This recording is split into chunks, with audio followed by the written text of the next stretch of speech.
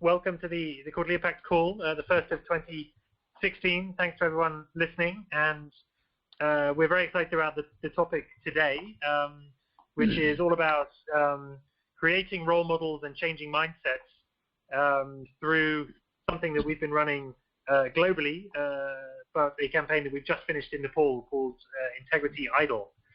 And this is an opportunity for us to talk about what we've done in the last quarter, how it's gone, the impact and the challenges, and some of the things we're learning, and to share this with our community and hopefully through that process grow and understand how to improve. And Integrity Idol is a fantastic campaign that started in Nepal 3 years ago. I'm here with my colleague Narayan in Kathmandu, and he will explain a little bit more about what it is and how it works. And then we will hear from one of our volunteers from the Integrity Idol campaign, and I think we also hopefully can have one of the former winners of the campaign last year, Pradeep Kanal, who can explain how it's impacted his work and how he has begun to grow his influence as a public official of integrity through the program. And the idea is broadly to use popular media to create positive role models and change mindsets within Nepal and beyond.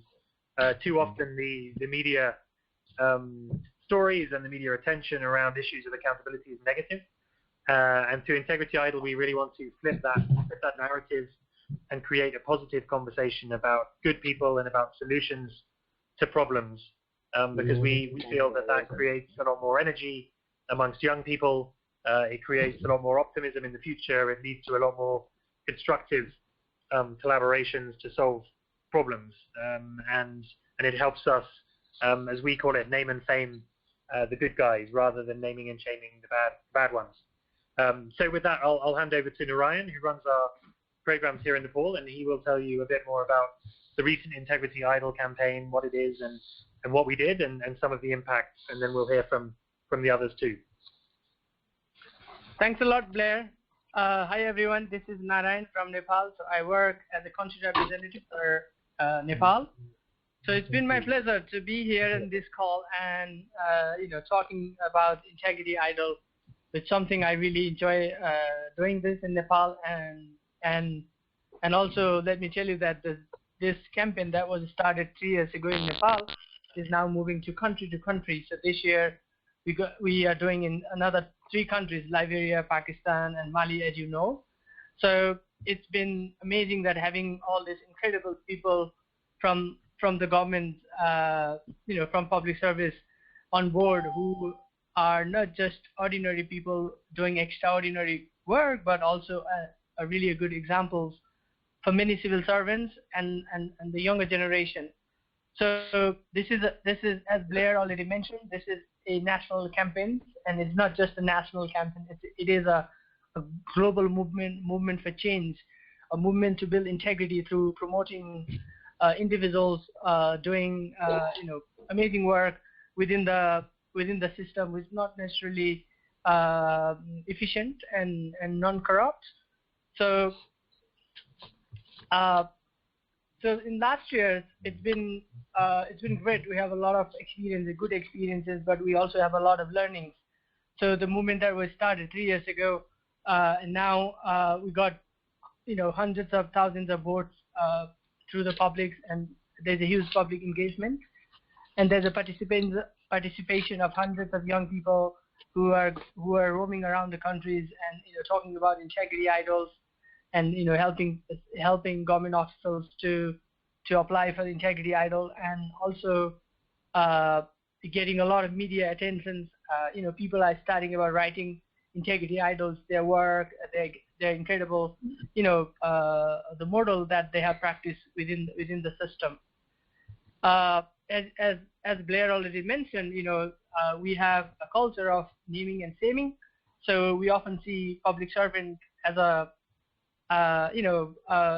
corrupt and a person who are not honest, but in fact that's not the truth. So our learning from the last 2 years is, the connotations towards public servants is not really like that, but rather just the opposite. Is that it's very positive. There are people who are very honest, very very much prestigious and having good backgrounds, doing amazing work. So we really trying to bring those people in front of the cameras and let many people knows about them, get inspired from them. So this movement is now really creating a new conversation and giving a new sort of a message among the citizens, including young people and media. So let me tell you one thing about this latest the campaign about Integrity Idol. We just had an award ceremony last week, and it was like a huge success. We got about 800 public participated to really, celebrate the heroes. From all among this participation, we have the chief secretary, the head of the bureaucracy, and we had hundreds of civil servants, and we had amazing Integrity Idol from last year's. The guy who runs a administration in one of the districts, Pradeep Kanel, was also there. He was also giving his very inspirational thoughts and ideas and speech to the audience, and it's basically like everyone was amazing. The people was amazed. Everyone who were at the award ceremony, and also we have been like it's not only about highlighting someone who is doing amazing work. It's also about like building a network of good people, so that creating a collective movement for change. We know that there are incredible people that are doing excellent job individually. That's very important to have that individual motivation and mindset and all sort of things.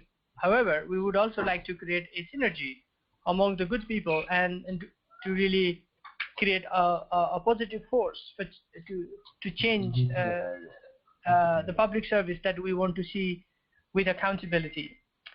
And we really want to change the incentive system towards this, people doing good work. With this, maybe I would like to hand over to Blair, and I'm happy to answer later if there's any questions. Thank you. Thanks, Ryan. So as you heard, Integrity Idol here is growing really quickly. It's celebrating honest government officials, and it's becoming a real movement on the ground to build integrity from the bottom up and celebrate really, really important initiatives by people who are at the coalface, as it were. But we couldn't do this without an amazing group of volunteers who are the ones that collect nominations and encourage people to vote and get people excited. And I think we have one of them on the line now. So we'd love to hear from him a little bit about his experience as a volunteer and what this campaign means to him, and so on. Can we have the Nagarjun online, please? Hello. Yes, I'm online. Hello, Nagarjun. Yeah, can you tell us a bit about your experience as an Integrity Idol volunteer and what it was like for you? Well, thank you for inviting me in the conference. Well, as a volunteer, like I've been involved in this campaign from last around 2015. I was part of 2015 as well. So with these 2 years of like the experiences, I've noticed that like Integrity Idol is growing every year, and I got to learn about new things every day. And the most like new thing that I learned was that we are actually the impact is getting bigger every time. Whenever like nowadays, due to this I think this social media influence that we are having about Integrity Idol is enlarging the prospects of this campaign. So whenever now I talk to my colleagues or people from my college or the people that I know, like they come and ask me about what is Integrity Idol. Even well, they might not know what Integrity Idol is, but they come to me and ask me what is Integrity Idol. Well, I'm happy that they know about Integrity Idol. So when I explain to them, Integrity Idol is a campaign that helps to bring these people, highlight them in this highlight them in the face of the public. So I can explain them about Integrity Idol, and that is a good thing about this campaign. And what I learned from this is we can always find someone and we can always highlight their work, and it's not just like one or two. And the good thing about this, what I learned is like all the 5 finalists are the Integrity Idol for us. So that was the best part of it, and I got to meet few of the Integrity Idols. So what I learned from them was that you can, like, I learned how they were making a difference, and I even wrote blogs on the website. And not only that, I was also involved in this nomination process. So I was helping in this data entry of all the nominations. So with this, like from 2015 to 2016, the increase was really significant. Like I think there was somewhere around 500 or something nominations in 2015, and now we have around something 400 or something, and now we have around 600 or something nominations. So 800 something. So I think we have a big, like these numbers are showing a big bit of a difference in this. And as a volunteer, I got to experience the way of making change through this program and meeting youth. And especially the best part was the youths. Like we could all gather with the youths, and lots of them were from different colleges, and I got to know lots of people. And these people, the beauty of it was like these guys were really motivated than anyone out there. And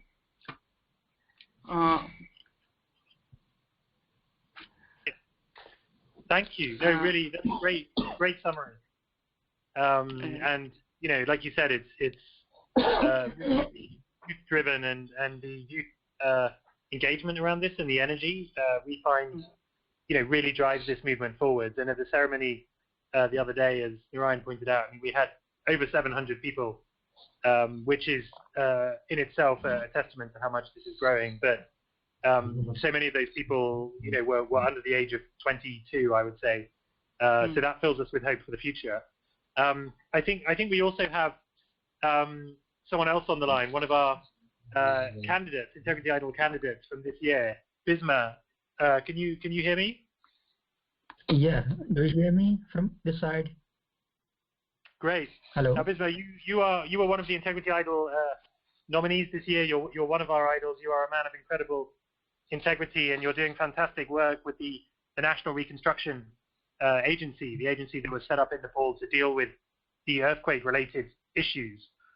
Can you tell us a little bit about your experience as part of Integrity Idol and what you thought of the campaign? Basically, you know, just I was informed about this Integrity Idol type of campaign when it was started from the Okhaldunga. I guess Mr. Gyanmani Nepal won the first Integrity Idol in Nepal, and basically once he was declared as the winner, there are so many newspapers and that covered his stories, and you know, that really encouraged so many people to just you know, come toward the field, I mean in front field, so that people will recognize their contribution. And at least in my case, though, anti-corruption campaign was started long ago, and I have been just involved in, you know, writing lots of poems, songs, and many things, and contributing in that direction. However, that was a kind of, you know, limited to person only. However, once I came up with this idea, and basically it was a really fascinating idea that once you can just prove your integrity among so many stakeholders, and there is a platform where your contribution will be recognized, and many hopeful eyes will just look toward you. That's why it is a kind of new venture, basically, in terms of good governance. And so kind of, the first campaign that was won by Mr. Gyanmani, and the second one last year. And I was also encouraged to just, to have such kind of forum that my juniors or my colleagues will be inspired by my contribution, and we can just attract so many people to just move toward the good governance campaign. And most important is basically we are losing faith of people in bureaucracy. What they think, what they perceive bureaucracy is a kind of red tape, a kind of corrupt mechanism, and a kind of ruling class. And it is basically a good platform to avoid such kind of misconception among the people, and to build trust among them, and to just remove the distance between people and the civil servants.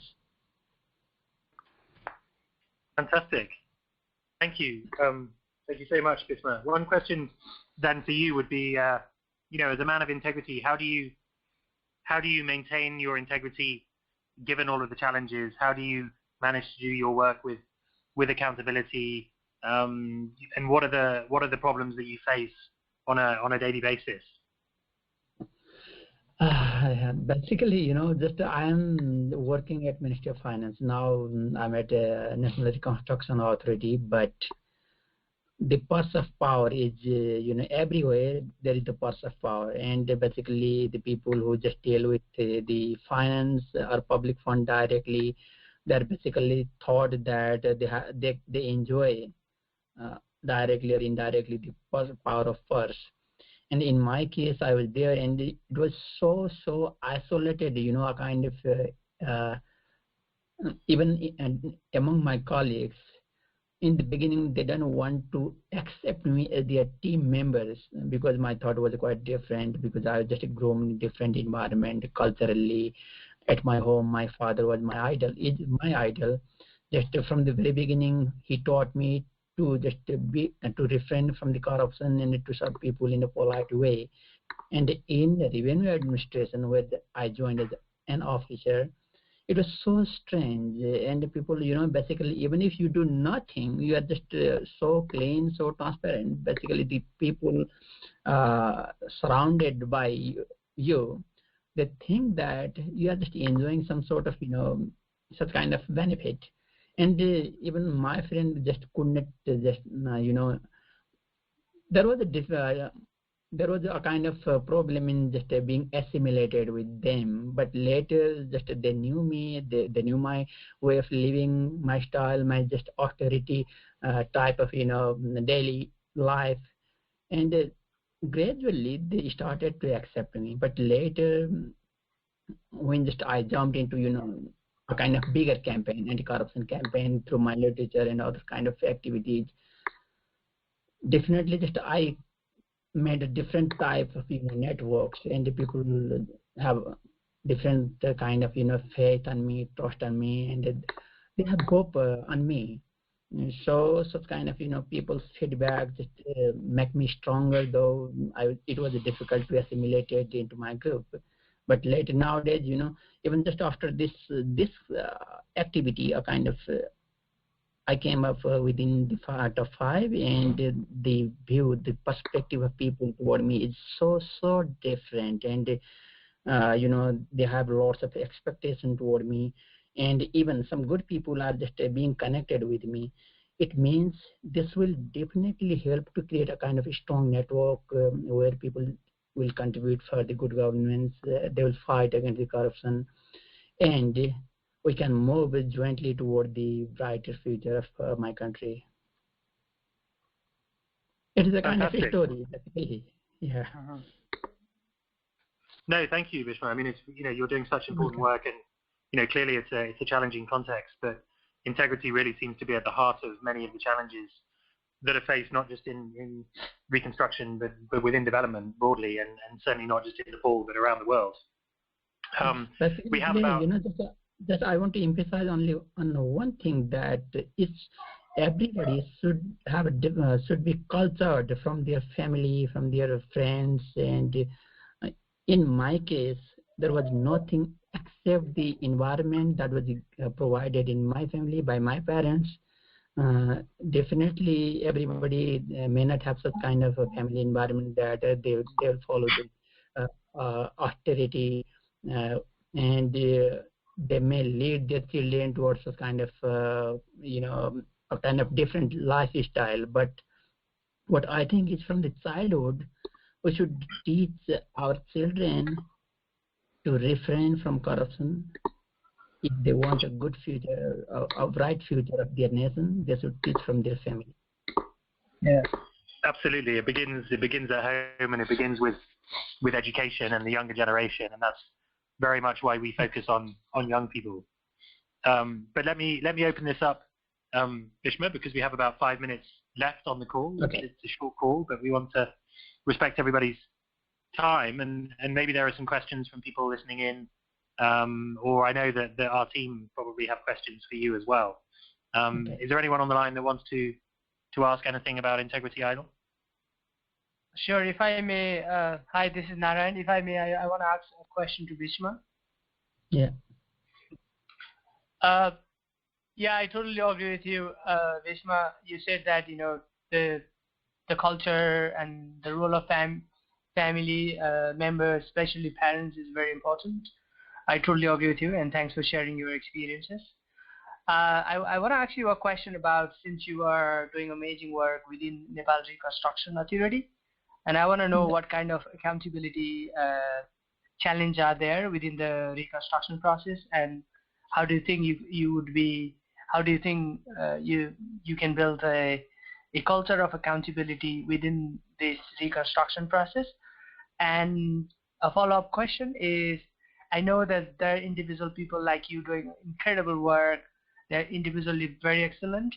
But do you think that there is a need of a network of people like you within the system, and to create a collective movement for accountability in Nepal? Thanks. Yeah, but that is definitely yes, I would say. Regarding the reconstruction process in my role, basically, we are working in the stage of crisis. It is after crisis, definitely, but we are working for the people who are suffered, who are devastated due to the catastrophe or such kind of disaster. And basically dealing with people was quite different because I came up with a different background, that I work in the community health field in the past, and how to deal with the grassroots people I learned from there. Basically at National Reconstruction Authority, I wanted such kind of system that people will have trust on government mechanism, and I want to build such kind of transparency mechanism at National Reconstruction Authority that can be replicated in other government offices. And my single mission is definitely to complete the reconstruction activity, but simultaneously I just want to have some kind of a model system at NRA that it can be replicated in other government offices, even once the NRA will terminate it. Such good practices can be replicated somewhere. So just having such kind of a dream that I'm working day and night, and creating such a kind of automated system as much as possible, and always just warning my colleagues to refrain from any kind of misbehavior to our earthquake victims, or just to get illegal benefits. Just we are warning them, and definitely only my hope is the reconstruction mechanism will create such kind of government bureaucracy in not a negative connotation, but what kind of team that it can intervene in any government offices in the future with the best practices. They have learned best practices at NRA. Sir, I have one question for you, sir. Yeah. So like we have heard about corruptions in corruption is a normal topic for this government officials, no? So have you ever experienced such a situation where this corruption has been happening, or have you ever seen someone doing it? And how did you deal with this situation if you have ever dealt with some such scenarios? Basically, how to define corruption is difficult. Basically, even if you don't get a single penny illegally, but just you elope from your office, you don't fulfill your duty, or just you avoid your duty. There are so many ways of corruption, and that's why just what we have to do basically in Nepal is let's start from the financial type of pecuniary corruption first, then how to engage people and how to just motivate them to just fulfill their duty and work as a honest, transparent civil servant. Is really we have to just it takes much time because just our legacy is a kind of from we have grown up in Rana regime and after Panchayat system, even if there was a kind of multi-party system, but the legacy was the same. A kind of corruption was our culture. So first of all, we have to just fight against that kind of corrupt culture. Basically, we have to start from the financial corruption. Then gradually, just we can move toward the other kind of different type of corruption, not only policy corruption, but just to avoid duty. There are so many types of corruption. Thank you, Bhishma. That's a couple of very interesting insights. Sorry to jump in, but we have maybe one or 2 minutes left maximum, and I wanted to just see whether we have our colleague Ashmita on the phone, and she is really the dynamo of Integrity Idol. She's really the one that led the campaign for the Accountability Lab. And so, Ashmita, I wondered if you wanted to end the call by just telling us about your experience with Integrity Idol. How did you like it? What have you learned through the campaign, and what are we going to do next with it? Thank you, Blair. Basically, I have got involved in Integrity Idol since 2014, end of 2014, and I have been seeing how Integrity Idol is growing day by day, and it's it's really interesting to see through Integrity Idol many youth are getting interested in integrity issues, and they are talking about actual values of accountability in their life also. So basically it's really interesting thing that's how youth are they are appreciating our idols work. They want to we have also seen I have also seen many youths who are really interested to join public service now.